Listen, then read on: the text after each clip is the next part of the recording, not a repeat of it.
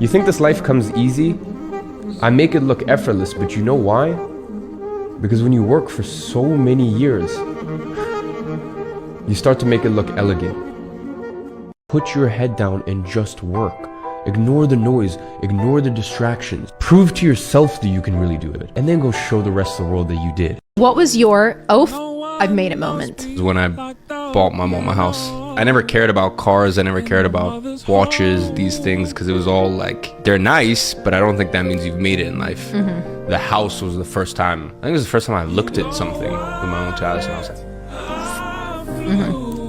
I did it. It doesn't matter how your life is right now. It doesn't matter how down in the fucking dumps you are. This is an era of your life. Embrace it, live through it, make the most of it, because you're never gonna get this back. It's so crazy to me that we live in a world where even these simple things get twisted. You know, you got women out here saying, oh, I can open my own doors. Yeah, of course you can. Doesn't mean you should. Listen, as a gentleman, you pull out chairs, you open doors, and you carry things, not because women are unable, these frail little objects, but you do it simply to show that you respect her presence. You have admiration for her. You want to take care of her. Stop trying to keep someone that doesn't want to be kept. Maybe if I do this or I do that for them, I show them in this way, then maybe they'll want to stay around. Do you hear yourself? Have you gone insane? Are you listening to yourself? They don't want to stay. Leave it. Let it go. It's done. It's over. Get your act together and only commit to the people that want to commit to you. Successful people take responsibility for their actions and the result of such actions. Unsuccessful people act like children who never grew up and never learned to step up. If you keep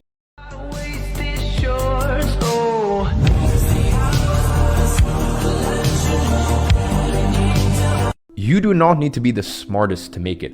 I have no clue what my IQ is, but I can't imagine it's particularly impressive. Much better predictors of success are grit, stress tolerance, patience, ambition, humbleness, and willingness to learn. And the worst part is, what you learn in school is actually way harder than the things you need to learn in order to grow a successful business. So you're telling me that you figured out how to do geometry and trigonometry, but you can't figure out how to reach out to clients and deliver client work?